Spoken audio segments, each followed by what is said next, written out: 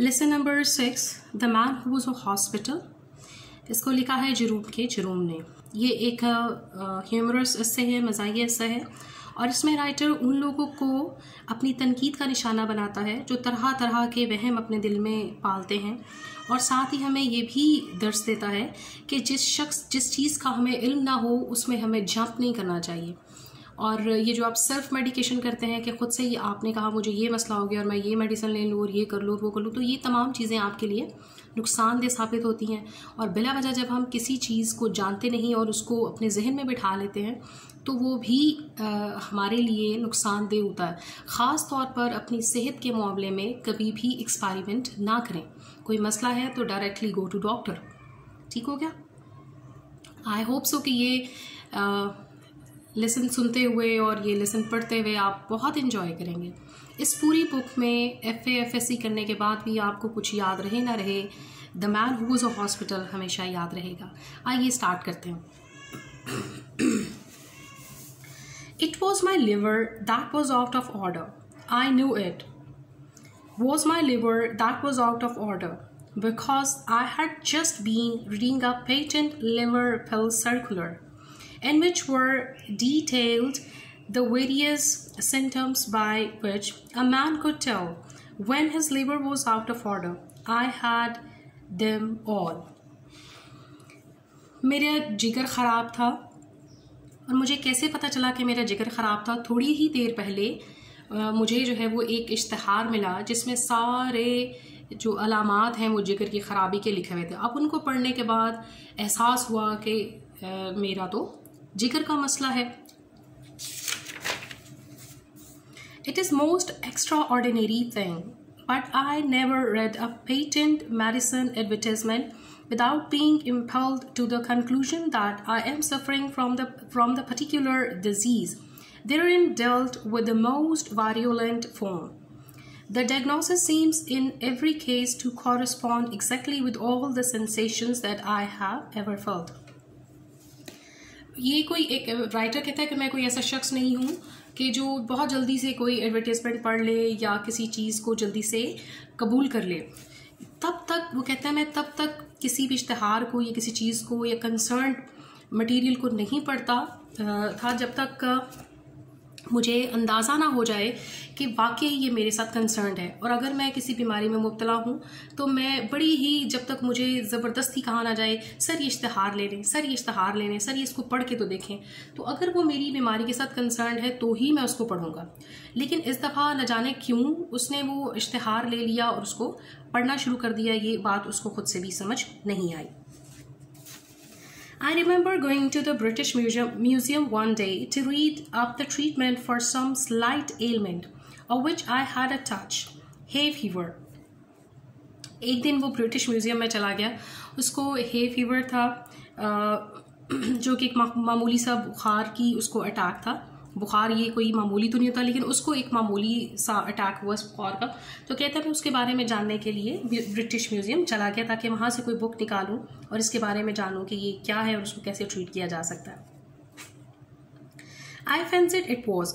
I got down the book and read all I came to read, and then in an unthinking movement I idly turned the leaves and began to indolently study diseases. Generally, I forgot which was the first distemper I plunged into.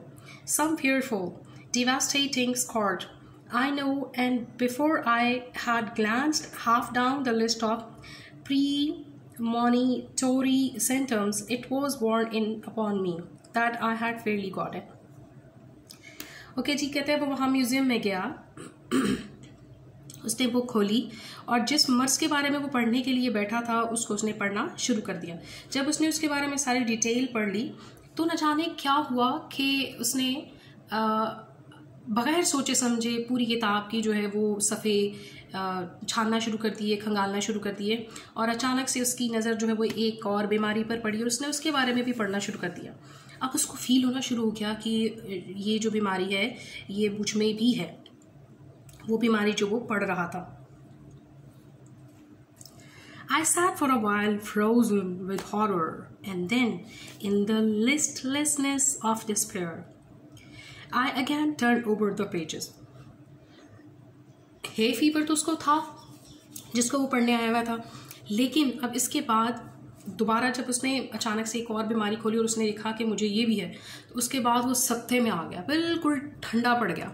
उसको ये क्यों हो, मैं तो एक बीमारी के बारे में पढ़ने आया था और मुझे तो जनाब एक और निकल आई है। और वो बहुत ज़्यादा खौफज़दा और मायूस और बिल्कुल टूट सा गया, बेसकत सा हो गया।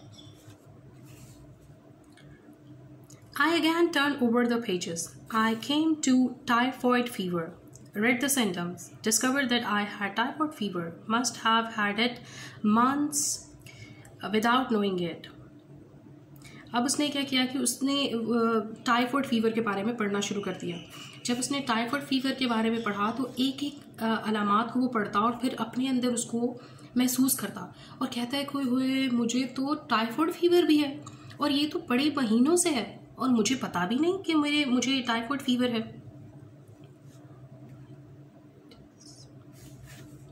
इसके बाद वो नेक्स्ट जो है वो उस पे आता है रीडिंग पे। Wondered what else I had got. Turned up Saint Vitus dance. ये वो बीमारी जिसमें पूरे जिस्म में झटके महसूस होते हैं। Found I expected that I had that too. Began to get interested in my case and determined to sift it to the bottom and so started alphabetically read up again and learned that I was sickening for it and that the acute stage would commence in about another fortnight. अब उसने क्या करना शुरू कर दिया कि वो बीमारी जिसमें पूरे जिस्म में झटके लगते हैं वो भी उसको है। उसने इरादा किया कि जब मुझे 3-4 बीमारियां निकल आई हैं तो बेहतर ये है कि मैं किताब को अल्फ़ाबेटिकली पढ़ना शुरू करूं। यानी पहले ही देखूंगा कि ए से कौन कौन सी बीमारी होती है, पहले मैं उन तमाम बीमारियों को पढ़ूं, फिर बी वाली को पढ़ूं, फिर सी वाली को पढ़ूं, तो जेड तक जितनी भी बीमारियां इस बुक में लिखी हुई हैं मैं वो तमाम बीमारियों को पढ़ना चाहिए मुझे और मैं पढ़ूंगा ताकि मुझे आइडिया हो कि मुझे क्या क्या मसला है। ब्राइट्स डिजीज़, ये गुर्दे का वर्म होता है, गुर्दे में ज़ख़म होता है। I was relieve to find I had only in a modified form. हाँ जी, उसको गुर्दे में भी मसला है लेकिन थोड़ा सा ज़रा तब्दीली के साथ है ना, एग्जैक्ट जो सिम्टम्स दी हुई हैं वैसी ही नहीं है। So far as that was concern I might live for years. Cholera I had with severe complications and diphtheria I seemed to have born with. Okay जी, अब इसके बाद जो है इसको गुर्दे की बीमारी के बाद गुर्दे की बीमारी उसने पढ़ी, उसको लगा कि मुझे है मसला लेकिन बहुत सारे साल चल जाऊंगा मैं ना, इतनी जल्दी मरूंगा नहीं या इतनी जल्दी मेरे गुर्दे ख़राब नहीं होंगे। अब नेक्स्ट जो बीमारी है वो कोलरा है जिसकी ढेर पेचीदगी और बहुत स्वेर किस्म की फॉर्म में वो मौजूद है। फिर डिप्थेरिया ख़तरनाक है, वो भी इसको है। I plotted through the 26 letters and the only malady I could not conclude I had not got was housemaid sneeze. ए से लेके जी तक जितनी भी बीमारियां थी उसने सारी पढ़ डाली और उससे पता चला कि जनाब हर तरह की बीमारी उसकी बॉडी के अंदर मौजूद है। अब एक बीमारी जो उसको नहीं है वो है जोड़ों का दर्द, जोड़ों की सोजिश या जोड़ों का सूजना, जिसको हाउस मेड्स नी कहा जाता है, वो उसको नहीं है। उसके अलावा सारी बीमारियां उस शख्स में मौजूद हैं। I felt rather hurt about this at first. It seemed somehow to be a sort of slide. Why had not I got housemaid's knee? Why this invidious reservation? After a while, however, less grasping feeling prevailed.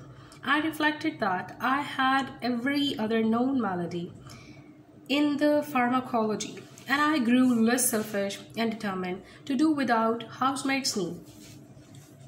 जब उसने पढ़ा कि उसको सारी बीमारियां हैं, सिर्फ एक हाउसमेट्स नी नहीं है, जो घुटने हैं उनकी सोजिश की बीमारी नहीं है, तो उसका दिल टूट सा गया। देखिए ना, जब सारी ही चीज़ें उसके अंदर मौजूद हैं, सारी ही बीमारियां हैं, तो भाई ये क्यों नहीं।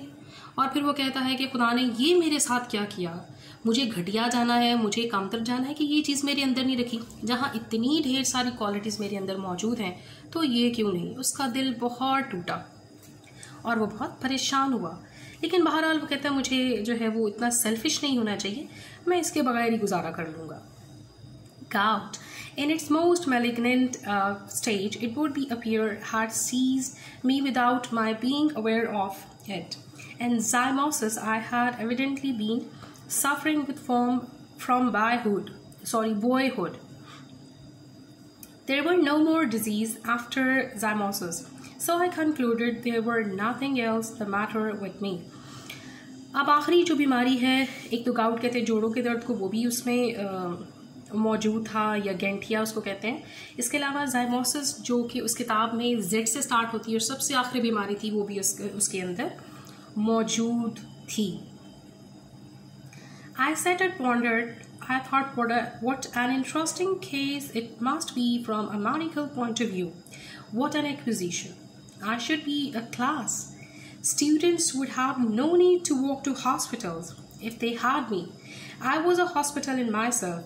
All that need to do would be to walk around me, and after that take their diploma. अब वो बैठा और गौर से सोचता रहा कि मैं तो एक बहुत बड़ा ख़जाना हूँ और किसी को खबर ही नहीं कि ये ख़जाना जो है ये मेडिकल पॉइंट ऑफ व्यू से किस कदर इम्पॉर्टेंट है, और सब लोग मुझसे बेखबर हैं। मुझे तो अगर स्टूडेंट्स जो मेडिकल के हैं वो सिर्फ मेरे गिर्द चक्कर लगाएं, सिर्फ मेरी ही तमाम बीमारियों को पढ़ लें जो कि ए से जी तक मौजूद हैं, तो भाई उन्हें क्या ज़रूरत है डिफरेंट तरह के हॉस्पिटल्स में जाने की और ख़वारी करने की और देखने की कि वो डिफरेंट मरीज़ों को देखें। एक शख्स अगर मुझ पे स्टडी कर ले, मेरी तमाम बीमारियों को स्टडी कर ले, तो उसको डिप्लोमा मिल जाना चाहिए, उसको दे डिप्लोमा और वो डॉक्टर बन जाएगा। Then I wondered how long I had to live. I tried to examine myself. I felt my pulse. I could not first find any pulse at all. Then, all of a sudden, it seemed to start off. I pulled out my watch and timed it. I made it 147 to the minutes. I tried to feel my heart. I could not feel my heart. It had stopped beating. I have since been induced to come to the opinion that it must have been there all the time and must have been beating, but I could not count for. अब वो एक परेशानी और है कि मैं कितना अर्सा ज़िंदा रहूँगा, ठीक है। इतनी जो बीमारियाँ लग गई तो कितना अर्सा ज़िंदा रह पाऊँगा, कितना अर्सा ज़िंदा रहूँगा।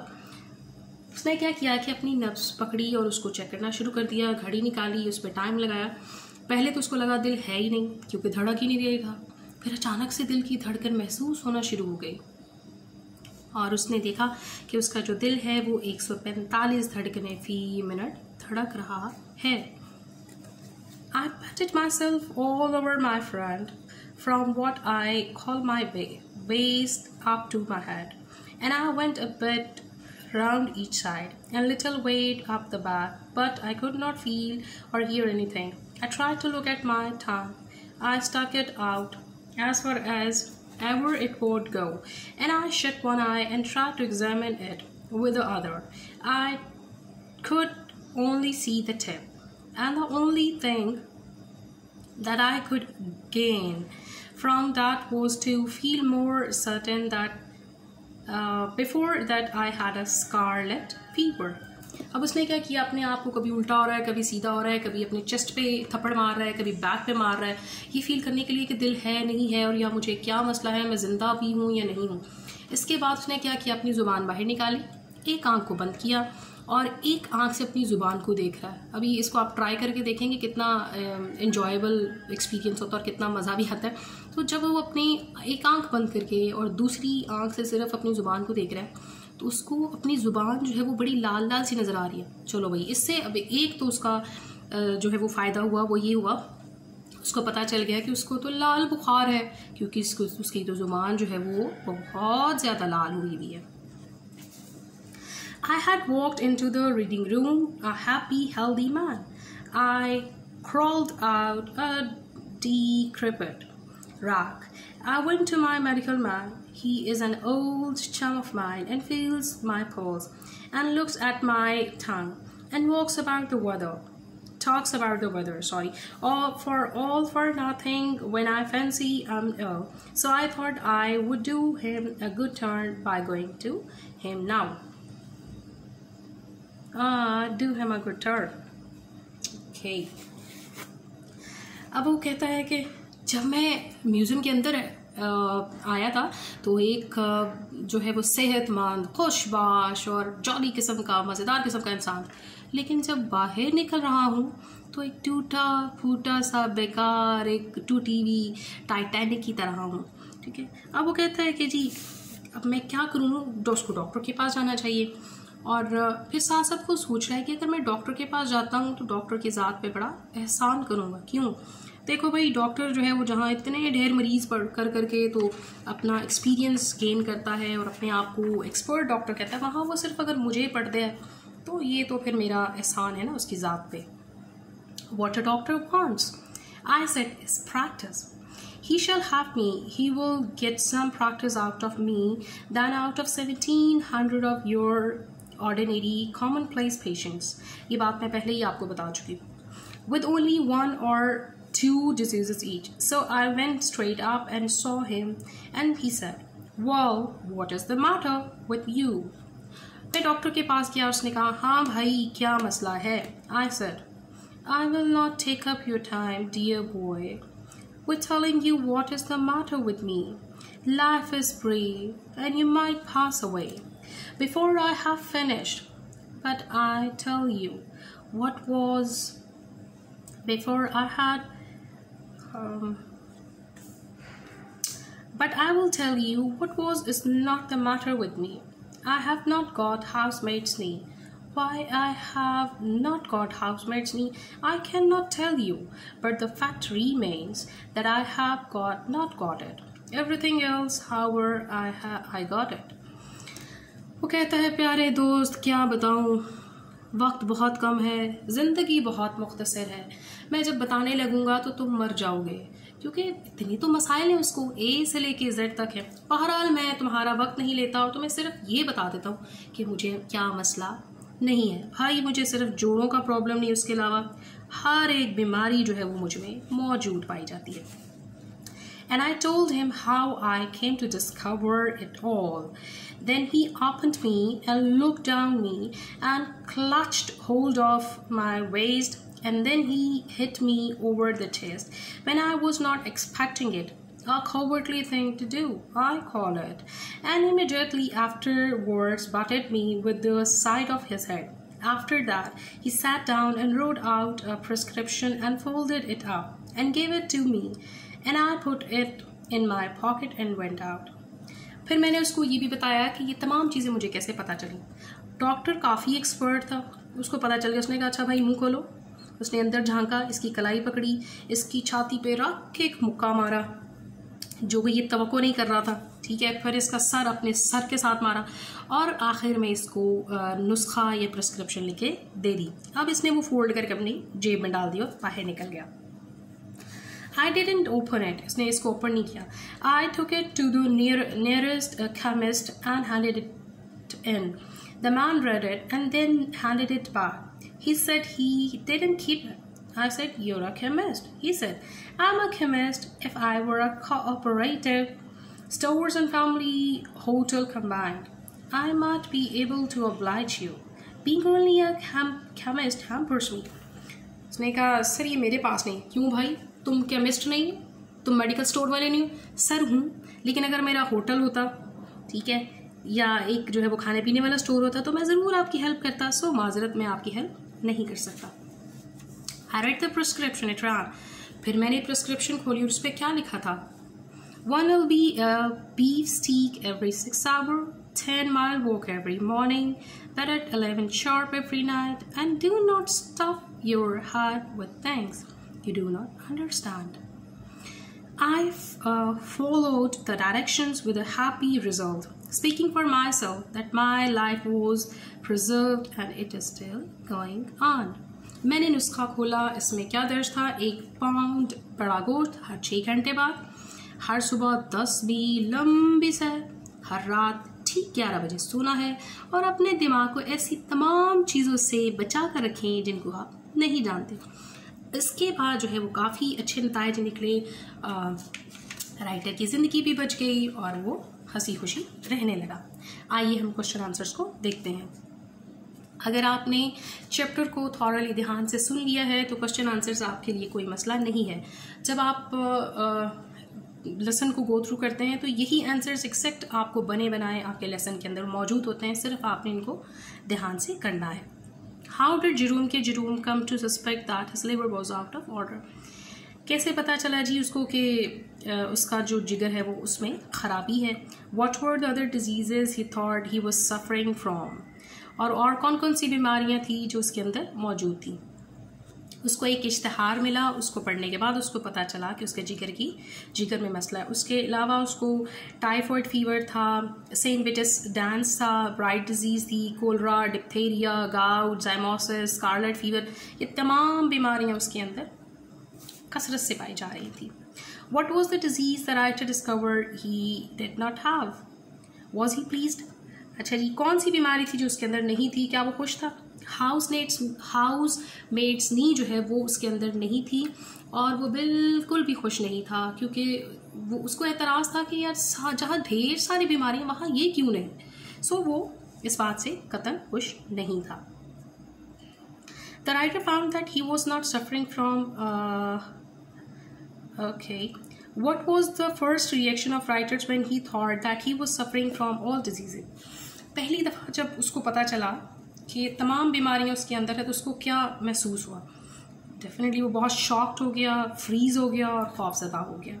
उसके बाद उसने उसको एंजॉय करना या दूसरी तरह से सोचना शुरू किया, लेकिन पहले वो बिल्कुल ठंडा पड़ गया। Why should the writer be an acquisition to the medical class? Medical class के लिए वो कैसे फ़ायदेमंद हो सकता है? वो इस तरह से फ़ायदेमंद हो सकता है कि हर तरह की बीमारी उसके अंदर पाई जाती है, बजाय इसके कि आप एक पेशेंट को पकड़ें, उसके अंदर देखिए क्या बीमारी है, फिर दूसरे को देखिए क्या बीमारी है, फिर तीसरे को देखिए क्या बीमारी है। तो भाई जहाँ ढेर सारे पेशेंट्स को देखना है वहाँ एक को ही देख लें तो सारी बीमारियाँ आप स्टडी कर सकते हैं। Describe the writer's visit to medical man. इसका जो विजिट है डॉक्टर की तरफ वो बताएं। डॉक्टर की तरफ जाता है, उसको अपना मसला बताता है कि मुझ में इसके अलावा बाकी सारी प्रॉब्लम्स हैं। डॉक्टर चेक करता है और उसके बाद इसको प्रिस्क्रिप्शन लिख के दे देता है। आप शॉर्टली इसको लिख सकते हैं, अदरवाइज तो that is quite long one. The writer thought he was doing the doctor a good turn by doing to him. Why? Writer को लगता है वो डॉक्टर पे बड़ा एहसान कर रहा था उसके पास जाके। क्यों भाई? इसलिए एहसान कर रहा था, उसकी सोच ये थी कि डॉक्टर जहाँ 40, 50, 60 न जाने कितने लोग चेक करेगा और फिर अपनी प्रैक्टिस करेगा, बीमारियों को जानेगा, तो सिर्फ मुझे अगर चेक कर लेता है तो मैं उसकी ज़ात पे बड़ा एहसान कर रहा हूँ।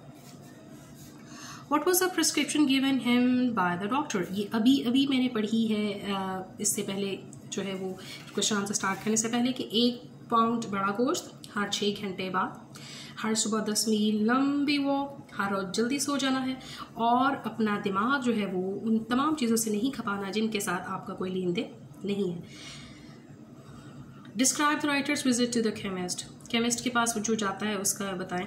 केमिस्ट के पास जाता है और उसको प्रिस्क्रिप्शन देता है और वो आदमी पढ़ के उसको वापस कर देता है और कहता है सर मेरे पास ये तमाम चीज़ें मौजूद नहीं है। What is the significance of doctor's advice? Don't stuff your head with the things you do not understand. Doctor की नसीहत की क्या अहमियत है कि भाई अपना दिमाग इन तमाम चीज़ों से ना खपाएं जिनको आप नहीं जानते। That is very important. इसका मतलब ये है कि आप उन तमाम चीज़ों में जिनमें आप एक्सपर्ट नहीं हैं, जिनको आप नहीं जानते, मत खपाएं, क्योंकि ये चीज़ें आपके लिए परेशानी का बायस बनती हैं। जब आप अपने अंदर वहम पालते हैं तो आप एक बीमारी को जन्म देते हैं। नहीं भी बीमार तो आप बीमार हो जाएंगे। सो इन तमाम चीज़ों से बचे रहिए। Thank you very much. उम्मीद करती हूँ कि ये चैप्टर आपको बहुत पसंद आया होगा और आपने एंजॉय किया होगा और इसकी क्वेश्चंस को आपने जो है वो बड़े ध्यान से करना है। दे आर वेरी इजी और इनके जो आंसर्स हैं वो आपको चैप्टर के अंदर ही ईजिली मिल जाएंगे।